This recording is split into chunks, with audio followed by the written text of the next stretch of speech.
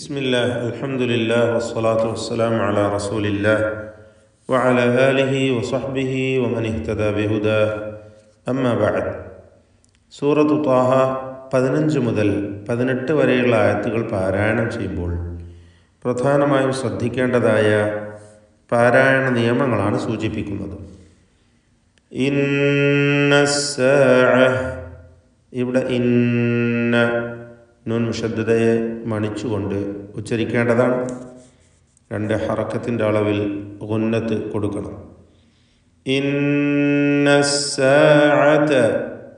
ആതിയതുൻ അകാദു, ഇവിടെ ആതിയതുൻ എന്ന് പറയുമ്പോൾ ഹംസയുടെ ദീർഘം 2 ഹറക്കത്തിൻ്റെ അളവിൽ മാത്രമാണ്. എന്നാലും ആ ദീർഘത്തിൻ്റെ പേര് മദ്ദുൽ ബദൽ എന്നാണ്. മദ്ദുൽ ബദൽ പ്രത്യേകിച്ച് നിയമമൊന്നുമില്ലാത്തതുകൊണ്ട് നമ്മുടെ റിവായത്ത് പ്രകാരം 2 ഹറക്കത്തിൻ്റെ അളവിൽ മാത്രമാണ് ഇത്തരം സന്ദർഭങ്ങളിൽ ദീർഘിപ്പിക്കുക.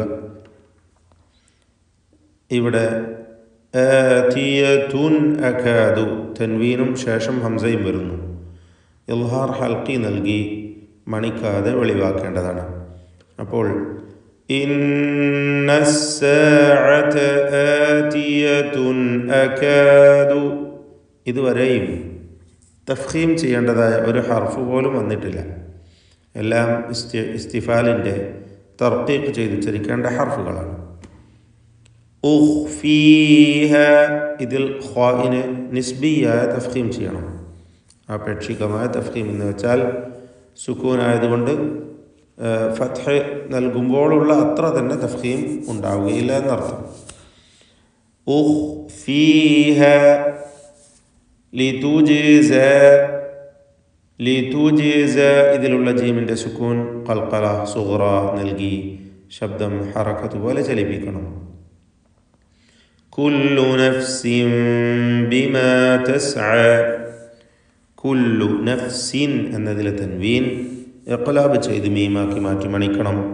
ഫലത്തിൽ സാക്കിനത്തായ മീം ബായിന് മുമ്പിൽ വരുമ്പോൾ ഉള്ളതായ ഇഖ്ഫ ഷഫവി എന്ന നിയമം പാലിച്ചുകൊണ്ട് നഫ്സിൻ ബിമാ എന്ന് മണിച്ചുകൊണ്ട് ഉച്ചരിക്കേണ്ടതാണ്. അപ്പോൾ ഇതുവരെയുള്ള എല്ലാ ഹർഫുകളും തന്നെ ശ്രദ്ധിച്ചുകൊണ്ട് ഉച്ചരിക്കേണ്ടതാണ്. കൃത്യമായി അവയുടെ മഖ്റജുകളിൽ നിന്ന് തന്നെ മൊഴിഞ്ഞുകൊണ്ട് ശരിയായ വിധത്തിൽ പാരായണം ചെയ്യുക. സിഫാത്തുകളൊക്കെ പൂർത്തിയാക്കി നൽകിക്കൊണ്ട് ശരിയായ വിധത്തിൽ ഓതുക. ഫലാ യസുദ്ദന്നക, ഫലാ യസു എന്ന് പറയുമ്പോൾ സ്വാദിന് തഫ്ഖീം കൊടുക്കണം. ഇസ്തിഅലാൻ്റെ 7 അക്ഷരങ്ങളിൽ പെട്ടതാണ്. നിസ്ബിയ തഫ്ഖീമാണ്, ദമ്മായതുകൊണ്ട് യസുദ്ദ ശേഷം ദാലാണ് തർക്കീഖ് ചെയ്യേണ്ട അക്ഷരമാണ്. അപ്പോൾ സ്വാദിന് തഫ്ഖീം കൊടുത്തുകൊണ്ട് ശേഷം ദാലിനെ ഉച്ചരിക്കുമ്പോൾ അതിൽ തഫ്ഖീം വന്നുകൊണ്ട് അതൊരു ദ്വാദിനോട് സാമ്യമായ ശബ്ദമാകുന്നതൊക്കെ സൂക്ഷിക്കേണ്ടതാണ്. അഥവാ ദാലിന് തഫ്ഖീമില്ല എന്നർത്ഥം. ദാലിന് തർക്കീഖാണ്, കാരണം അത് ഇസ്തിഫാലിൻ്റെ ഹർഫുകളിൽ പെട്ടതാണ്. ഫലാ യസുദ്ദന്നക, നൂൻ മുഷദ്ദദയെ മണിക്കുക.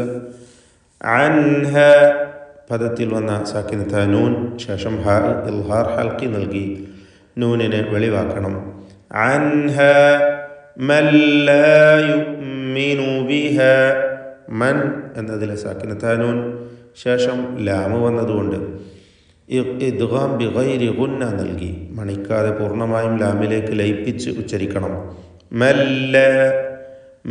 ലാ യുഅ്മിനു ബിഹ, യുഅ്മിനു എന്നതിൽ ഹംസ വ്യക്തമാക്കി ഷിദ്ദത്തോടെ ഉച്ചരിക്കേണ്ടതാണ്. യുഅ്മിനു ലാ യുഅ്മിനു ബിഹ വ്യക്തമാക്കുക. ഹംസ അവ്യക്തമായി ലാ യുഅ്മിനു എന്നായി പോകുന്നത് സൂക്ഷിക്കണം.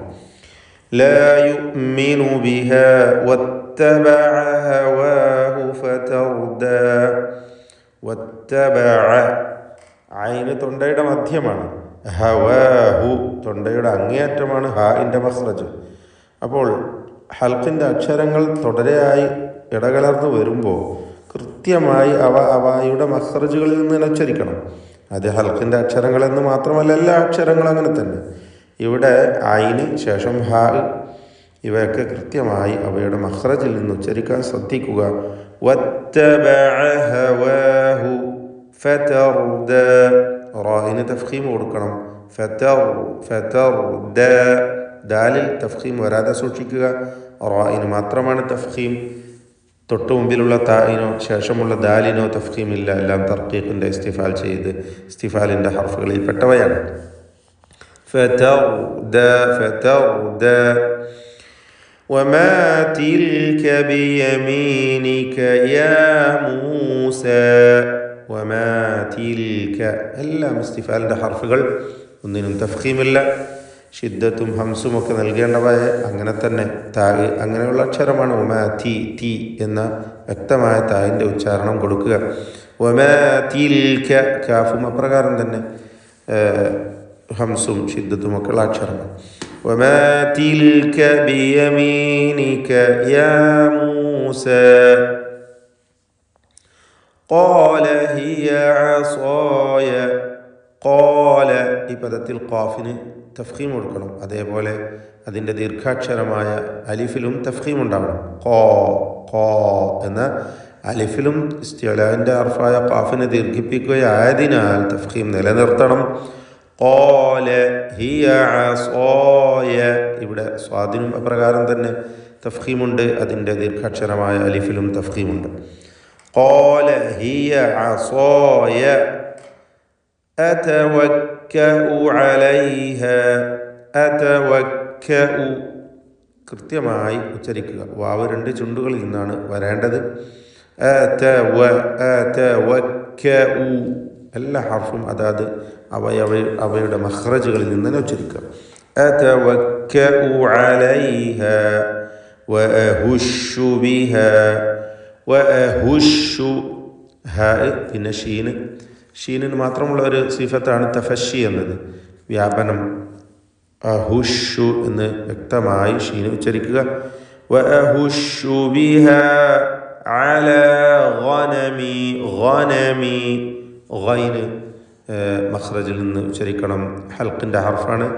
തൊണ്ടയുടെ മേലെ അറ്റമാണ്. നാവിനോട് ചേരുന്നതിൻ്റെ തൊട്ട് മുമ്പുള്ള ആ ഭാഗമാണ്. അതിനൽ ഹൽക്കിൽപ്പെട്ടതാണ് ഗൈൻ.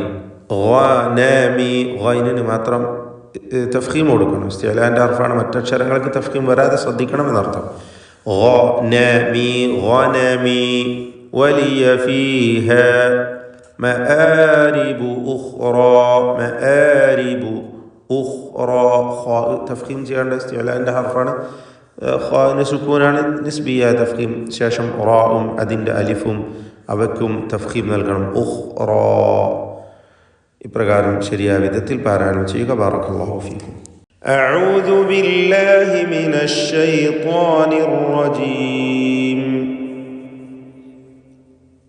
ഇന്നസ് സാഅത ആതിയതുൻ അകാദു ഉഖ്ഫീഹാ ലിതുജ്സാ കുല്ലു നഫ്സിൻ ബിമാ തസ്ആ فلا يصدنك عنها من لا يؤمن بها واتبع هواه فتردى وما تلك بيمينك يا موسى قال هي عصاي أتوكأ عليها وأهش بها على غنمي ولي فيها مآرب